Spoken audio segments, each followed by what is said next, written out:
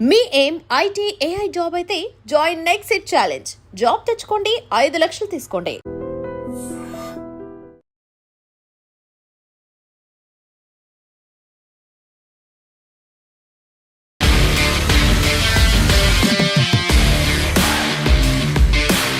నమస్తే, welcome to I dream weekend update with Kavitha. మనతో పాటుగా ఉన్నారు foundation for democratic reforms founder doctor Jayaprakash Narayan garu. Sir నమస్తే. సార్ నమస్తే కవిత. ఓడిపోయినప్పుడు ఈవీఎంల మీదో దొంగ ఓట్ల మీదో చెప్పినట్టుగానే ఏదైనా కేసు వచ్చింది అనగానే ప్రభుత్వం విచారణ సంస్థలను జేబు సంస్థలుగా మార్చుకుంటుంది అనేది ఇప్పుడు సరికొత్తగా వినిపిస్తోంది. జేబు సంస్థలే కాదు, అపోజిషన్ పార్టీలను ఎలిమినేట్ చేయడానికి విచారణ సంస్థలను ఉపయోగించుకుంటున్నారు అనేది. ఇదంతా కారణం ఏంటంటే నేర పరిశోధన యంత్రాంగం పూర్తిగా ప్రభుత్వం చేతుల్లో ఉండిపోయింది. 190 కేసులకి మన పోలీస్ సబ్ ఇన్స్పెక్టర్ ఆయన ఇన్వెస్టిగేటింగ్ ఆఫీసర్. కానీ ఆ ఇన్వెస్టిగేటింగ్ ఆఫీసర్ పూర్తిగా ప్రభుత్వం చేతుల్లో ఉండిపోయారు. ఎస్ఐ నుంచి ఎస్పీ దాకా పూర్తిగా స్టేషన్ హౌస్ ఆఫీసర్ అంటారు. హైదరాబాద్ నగరంలో అయితే ఇన్స్పెక్టర్ కావచ్చు, మామూలుగా గ్రామీణ ప్రాంతాల్లో సబ్ ఇన్స్పెక్టర్ ఎస్హెచ్ఓ అంటారు. ఇన్వెస్టిగేట్ చేసేది చట్టబద్ధంగా ఎవరి చేతుల్లో ఉన్నారు? ఈ సబ్ ఇన్స్పెక్టర్లు, ఇన్స్పెక్టర్లు 100 రూపాయలు వాళ్ళ ట్రాన్స్ఫర్లు, పోస్టింగ్లు, వాళ్ళ జీవితం మొత్తం కూడా అధికార యంత్రాంగం మన ప్రభుత్వం చేతుల్లో ఉన్నాయి. నేను చెప్పిన మాట వినకపోతే మన్నాడు సంఖ్యకు మంజాలు పట్టిస్తారు. ఈ పరిస్థితి ఉన్నప్పుడు మన తాటి చెట్టు కింద నుండి మీరు పాలు దగ్గర కళ్ళు అనుకుంటారు. నిజంగా సమర్థంగా నిజాయితీగా చేసినా కూడా ఏదో రాజకీయ జోక్యం ఉందని నమ్మడం సహజం. చాలా సందర్భాలు జోక్యం అన్నమాట వాస్తవం. అంచేత మౌలికమైనటువంటి పరిష్కారం కోసం ఇప్పుడు ఏమిటంటే పార్టీలు నేను అధికారంలో లేకపోతే ఉన్నవాళ్ళని తిడుతున్నాను, పోలీసులు అన్యాయం చేస్తున్నారు, పక్షపాతంగా ఉన్నారు అంటున్నాను. కానీ నేను దీన్ని మార్చడం కోసం ఈ పనులు చేస్తాను, నేర పరిశోధనని ప్రభుత్వం నియంత్రణ నుంచి తీసేస్తాను, న్యాయ వ్యవస్థ చేతుల్లో పెడతాను, స్వతంత్రంగా ఏర్పాటు చేస్తానన్న మాట ఒక్కడు కూడా అంటలా. మీరు చూసారా? నేను వస్తే నా చేతుల్లో పెట్టుకుంటాను, ఖబర్దార్ నేను వచ్చాక చూడండి అని చెప్పి నేను బహిరంగంగా సవాల్ విసురుతున్నారు. అంటే రాజకీయ సంస్కృతిని మార్చాలి, చట్టబద్ధ పాలన తేవాలని కాకుండా అధికారాన్ని జులుని ఎవరు ప్రదర్శిస్తున్నారు వాడి బదులు నేను ప్రదర్శిస్తాను, అదే వాడు రాజకీయ పోటీగా అయిపోయింది.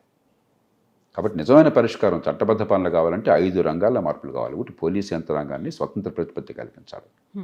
2 ఫారెన్సిక్స్ టెక్నాలజీని ఉపయోగించాలి. ఇప్పుడు ఏంటి, నిరుపేద అయినట్టయితే వాడికి అండ లేకపోయినట్టయితే బాధి పారేసి వాడితో నేరం చేశాన్ని ఒప్పించేసి కోర్టులో శిక్ష వేయించుతున్నాం.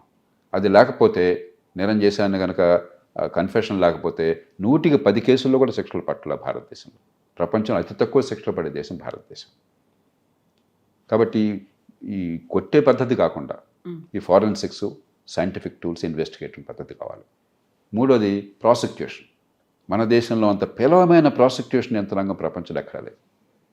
ఎవరో పాపం ఆ రూలింగ్ పార్టీకి అనుకూలంగా ఉన్నవారిని ప్రాసిక్యూట్ పెట్టిన 190 సందర్భాల్లో వారు చెప్పినటువంటి పెద్దగా పట్టించలేదు.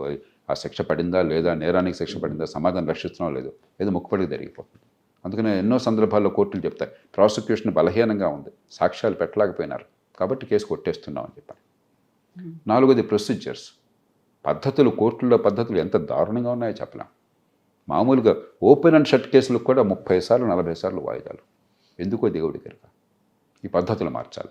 5వది న్యాయమూర్తులు, కోర్టులు, వారి నియామకాలు కానీ ఇంకోటి కానీ సమర్థులు, నిజాయితీ పనులు వచ్చేట్టుగా ఏర్పాటు చేయాలి.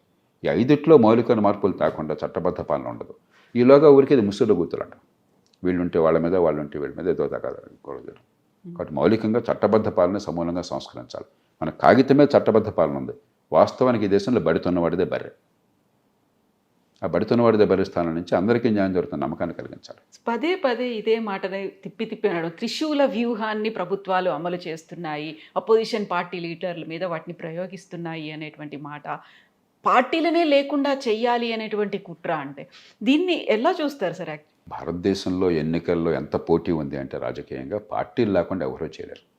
ప్రజలే పార్టీని సృష్టించుకుంటారు. కాబట్టి నాకు ఆ విషయంలో సందేహం లేదు.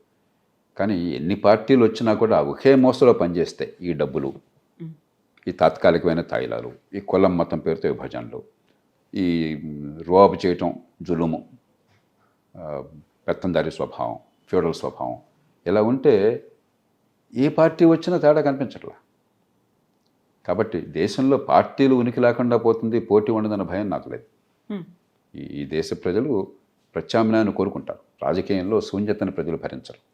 కాబట్టి ప్రత్యామ్నాయం కావాలి. కాబట్టి అకస్మాత్తుగా రావచ్చు కొన్ని ప్రత్యామ్నాయాలు, కొన్ని ఏమో ఉన్న ప్రత్యామ్నాయాలు, మరి కొన్ని ఎదగొచ్చు.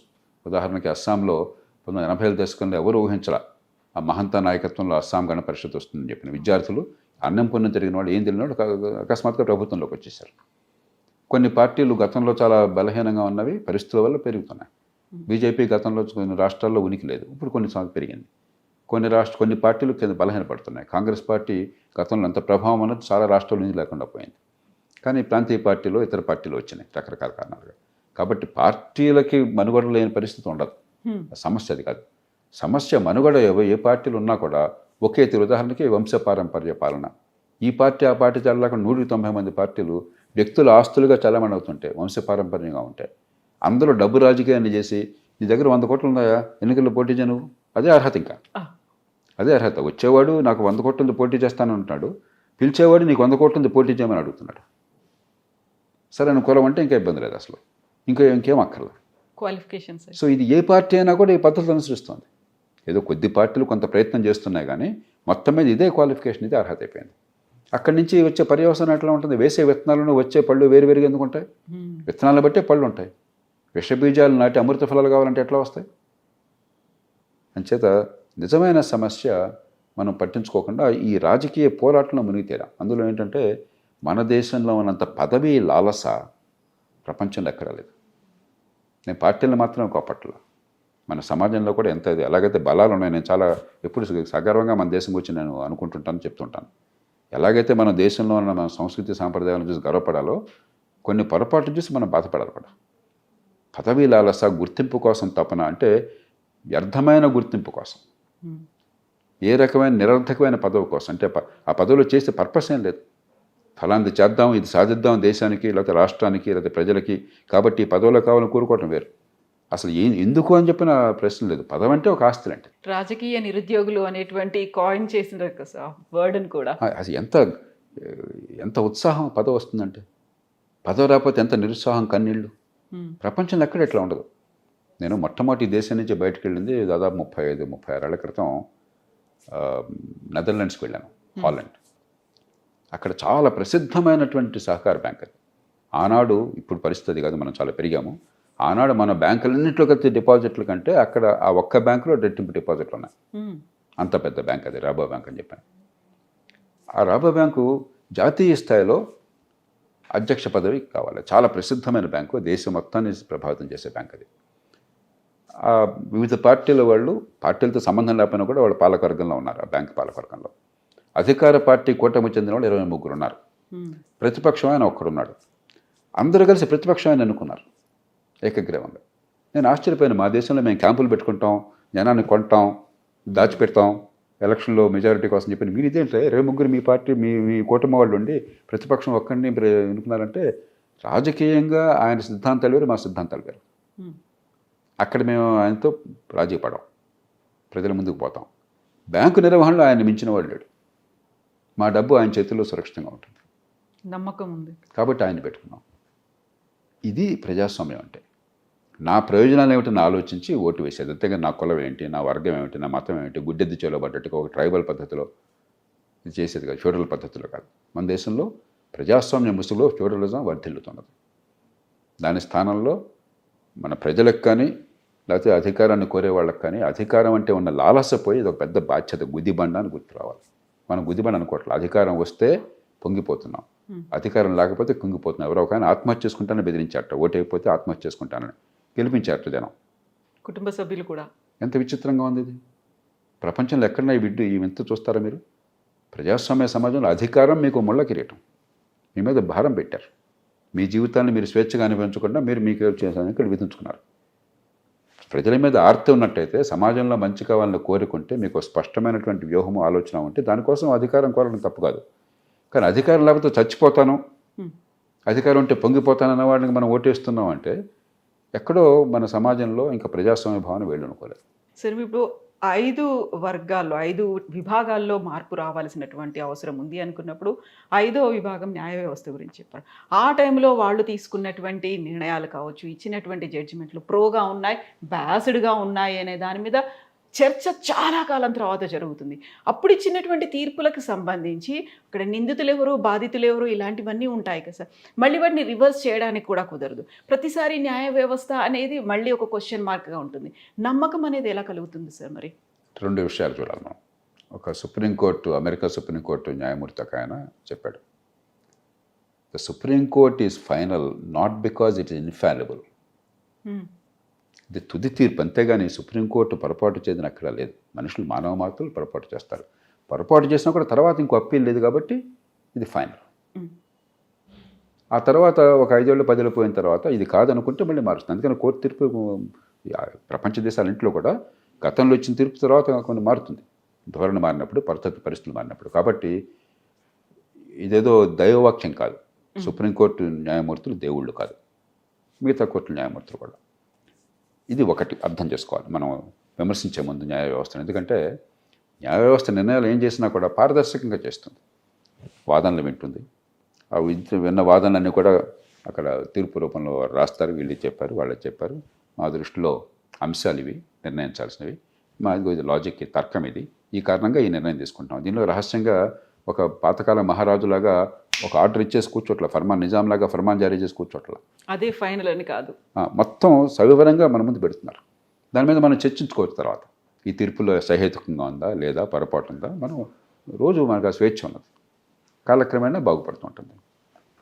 ఇక రెండోది, దాన్ని పక్కన పెట్టేస్తే మన న్యాయ వ్యవస్థలో చాలా పొరపాట్లు ఉన్నాయి. న్యాయమూర్తుల నియామకాల్లో కావచ్చు, మనకి సమర్థుడైన న్యాయవాది గొప్ప లాయర్గా ఉండాలని కోరుకుంటున్నాడు. ఎందుకంటే గంటకి ₹1,00,000 చాలా తక్కువ. ఈ రోజుల్లో ₹10,00,000 వసూలు చేసేవాడు ఉన్నారు న్యాయవాదులు. జాతీయ స్థాయిలో పేరును గడిచిన వాళ్ళు గంటలో ₹10,00,000 వసూలు చేసేవాడు ఉన్నారు. న్యాయమూర్తికి ఏమొస్తుంది? కాబట్టి సమర్థులైన వాళ్ళు న్యాయ వ్యవస్థలో తీసుకురాలేకపోతున్నాం. అలాగే ఎంపిక ప్రక్రియలో చాలా పొరపాట్లు జరుగుతున్నాయి. సుప్రీంకోర్టు, ఈ మాట నేను బహిరంగంగా చెప్పే కొద్దిమందిని అవ్వకండి, అప్రజాస్వామికంగా, రాజ్యాంగ విరుద్ధంగా న్యాయమూర్తుల నియామకాలు తన చేతుల్లోకి తీసుకుంటాయి. రాజ్యాంగంలో ఎక్కడ అలా చెప్పాల. కొలీజియం లేదు. ప్రపంచంలో ఏ ప్రజాస్వామ్య వ్యవస్థ, నిజమైన ప్రజాస్వామ్యంలో కూడా ఏ వ్యవస్థ తనను తాను నియమించుకోదు. రేపొద్దున కలెక్టర్లు అందరూ కూడా నా కొడుకుని కలెక్టర్ చేసుకుంటాను, లేకపోతే నా బామర్దిని చేసుకుంటాను అంటే ఎలా, అంత విడ్డూరంగా ఉంటుంది. ప్రజాస్వామ్య సమాజము అంటే ప్రతి వ్యవస్థ, అధికారంలో ఉన్న ప్రతి వ్యక్తి ప్రత్యక్షంగానో పరోక్షంగానో ప్రజలకి జవాబుదారీగా ఉండాలి. అంటే అయితే ప్రజలు నియమించాలి ప్రత్యక్షంగా ఓటు ద్వారా, లేకపోతే ప్రజలు ఎన్నుకున్నటువంటి ప్రభుత్వం కానీ, ప్రజల చట్టసభ కానీ దానికి జవాబుదారీగా మీరు ఉండాలి. వారి నియామకం వారి ద్వారా జరగాలి. అంతేగాని నాకు నేను నియమించుకుంటాను అనేది చాలా ప్రమాదకరమైన వ్యవస్థ. కానీ మన దేశంలో ఏంటంటే రాజకీయం అంటే మనకున్న కసి, ద్వేషం, కోపం, రోజు చూస్తున్న వాళ్ళు తన్నులాట్లు, పోట్లాట్లు, తిట్లు, శాపనార్థాలు, మనకు చాలా విరక్తి కలుగుతుంది. మొత్తం న్యాయమూర్తి చేతుల్లో పెట్టేద్దాం, వాడు అద్భుతం అనుకున్నాం. ఒకప్పుడు స్వతంత్ర పోరాటం జరిగిన తర్వాత తొలి రోజుల్లో ఒక రాజకీయ నాయకుడు ఏం చెప్పినా కూడా అది వేదవాక్యం. ఎందుకంటే వీళ్ళంతా గాంధేయులు, జైళ్ళకి పోయారు, త్యాగాలు చేశారని చెప్పాను. ఆ నమ్మకం పోయాక ఐఏఎస్ ఆఫీసర్ ఏం చెప్పినా కూడా అదే వేదవాక్కు, అది కూడా పోయింది క్రమక్రమంగా. ఇప్పుడు న్యాయమూర్తి చెప్తే అదే వేదవాక్కు, రేపు పొద్దున ఆర్మీ జనరల్ చెప్తే వేదవాక్కు అంటామా మనం?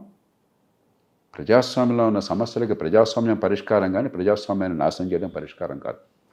ప్రజల చైతన్యాన్ని పెంచాలి, అధికారాన్ని వికేంద్రీకరించాలి, ఎన్నికల వ్యవస్థను బాగు చేయాలి, ప్రజలు ఓటు విచక్షణ పెంచాలి. దాని ద్వారా దేశాన్ని కాపాడుకోగలం. కానీ ప్రజాస్వామ్యం దేశాన్ని నాశనం చేస్తుంది. న్యాయమూర్తుల చేతుల్లో పెడదాము, లేకపోతే ఆర్మీ జనరల్ చేతుల్లో పెడదామంటే ఆ దేశానికి సమాధి, స్వేచ్ఛ సమాధి అవుతుంది, దేశం అల్లకల్లోలం అవుతుంది. Yes, sir. Thank you so much, sir. Thank you, sir. And for more videos, Please subscribe to iDream. Please subscribe to iDream. Please subscribe iDream. And please subscribe to iDream. For more videos, subscribe to iDream. please like, share and subscribe to the channel. Congratulations, iDream. Subscribe to iDream. Subscribe to iDream. So subscribe to iDream Media. iDream ki iDream team andarki huge congratulations. Please subscribe iDream Media. Please subscribe to iDream. Subscribe iDream. Please subscribe to iDream. iDream అంటే నా కళల ఛానల్ను subscribe చేసుకున్న నోరు తిరుగుతలేదు, మీరైతే గంట గుర్తు కొట్టండి. For more such videos, please subscribe to iDream. Subscribe to iDream. Please subscribe to iDream. Please subscribe iDream Media. Please do subscribe to iDream. Please subscribe to iDream Media. For best entertainment and information, please subscribe iDream. And don't forget to subscribe to iDream.